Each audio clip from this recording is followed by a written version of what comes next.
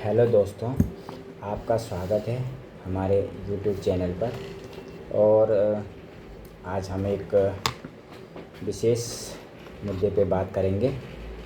मुद्दा ये है कि आप सभी को पता है कि पासपोर्ट, नहीं भी पता होगा तो मैं अभी बताऊंगा आपको कि पासपोर्ट क्या होता है और इसका किस तरीके से लोगों पे और विश्व के लोगों पे प्रभाव पड़ता है, आम आदमी पे किस प्रकार से प्रभाव पड़ता है अगर आपके पास पासपोर्ट है।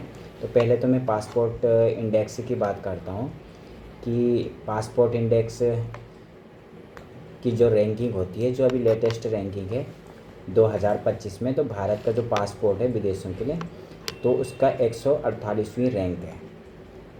जो कि अब पुराने डाटा के हिसाब से भी बताता हूँ मैं आपको कि जैसे 2014 में पासपोर्ट इंडेक्स की रैंकिंग थी 76, 2015 में 88, 2016 में 85, 2017 में 87 थी। इसी तरीके से 2024 जो लास्ट ईयर था उसमें 85 थी, और जो अभी प्रेजेंट ईयर में है तो 148 है। तो अब मैं आपको बताना चाहूँगा कि पासपोर्ट होता है, जो हमारे पास लोग जो पासपोर्ट बनवाते हैं, तो पासपोर्ट एक ऑफिशियल डॉक्यूमेंट होता है जिससे किसी देश की सरकार अपने नागरिकों को अंतर्राष्ट्रीय यात्रा करने के लिए जारी करता है। यह डॉक्यूमेंट व्यक्ति की पहचान और सिटीजनशिप का भी प्रमाण होता है और विदेश यात्रा के समय आवश्यक होता है। विदेश पासपोर्ट के आप विदेश नहीं जा सकते। अब इसका आम व्यक्तियों पर किस प्रकार से प्रभाव पड़ता है जिनके पास पासपोर्ट होता है। पासपोर्ट इंडेक्स का जैसे अभी रैंकिंग आई है 148, तो जो पासपोर्ट इंडेक्स यह शो करता है कि किसी देश में जो पासपोर्ट धारक होता है बिना वीज़ा के कितने देशों में यात्रा कर सकता है। यह वीज़ा ऑन अराइवल की सुविधा भी प्रदान करता है।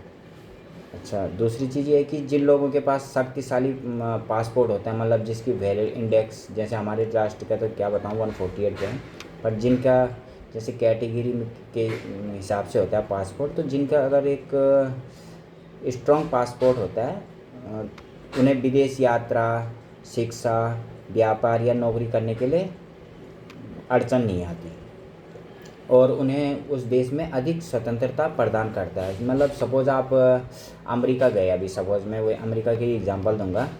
तो जैसे कि आपका अगर पासपोर्ट इंडेक्स में रैंकिंग अच्छी है, आपको पासपोर्ट है जो किसी देश का, तो वहाँ पे आप को ऐसा नहीं है कि आप मार्केट भी जा रहे हो तो आपको पासपोर्ट लेके घूमना पड़ेगा, वीज़ा लेके घूमना पड़ेगा। ऐसा कुछ नहीं है। आप घर में जाइए और आपकी जो आईडी होती है नॉर्मल, उसको दिखा के भी वो कर सकते हैं। लेकिन अगर आपकी पासपोर्ट इंडेक्स में 148 की रैंकिंग आ रही है तो आपको हर टाइम आप घर से बाहर निकलोगे तो आपको अपना पासपोर्ट साथ में रखना पड़ेगा, पासपोर्ट, वीज़ा, जितने भी डॉक्यूमेंट होते हैं, क्योंकि पुलिस आपको कभी भी पकड़ सकती है। दूसरी तरीके से आप ये भी देख सकते हैं कि एक पूरी कंट्री पे किस प्रकार से प्रभाव पड़ता है। तो पासपोर्ट इंडेक्स एक जो हमारी पॉलिटिकल रिलेशन होते हैं जो अन्य देशों से, उनके संबंधों को भी दर्शाता है और आपकी इम्पोर्टेंस भी दिखाता है दूसरे देश में। अगर पासपोर्ट मजबूत होता है तो दुनिया के अन्य देशों के साथ उस देश का अच्छा संबंध है। और दूसरी तरीके से ये भी कह सकते हैं कि निवेश, व्यापार और नागरिकों के सम्मानजनक छवि को भी बढ़ाता है। इसका ये तो अभी देश का, अब पूरे ग्लोबल मतलब विश्व स्तर पर इसका प्रभाव इस तरीके से पड़ता है कि जैसे आप घूमने की स्वतंत्रता मिलती है। अगर आपका स्ट्रॉन्ग पासपोर्ट है तो आप वहाँ उस देश में आराम से घूम सकते हैं। और जबकि अगर आपकी रैंकिंग कम है तो आपको कुछ ही जगह जाने की परमिशन मिलती है।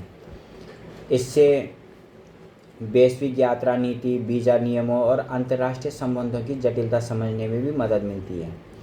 यह देशों की बेहतर आपकी जो पॉलिटिकल रिलेशन होते हैं उनके लिए भी एक अच्छा प्लेटफॉर्म देती है। तो पासपोर्ट रैंकिंग का गिरना बड़ा ही दुखद है भारत के हिसाब से, और ये कई चीज़ों के कारण होता है।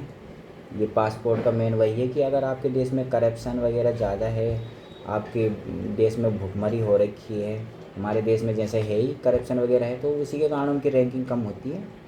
तो हम तो सरकार से और जितने मंत्री लोगों से यही उम्मीद कर सकते हैं कि देश की छवि अंतर्राष्ट्रीय स्तर पर गिरने न दें, और हमारी यही कोशिश होनी चाहिए सारे देशवासियों की, नेताओं की, कि हमारे पासपोर्ट इंडेक्स में की जो रैंकिंग है वो कम से कम और पहले नंबर पे आए। धन्यवाद।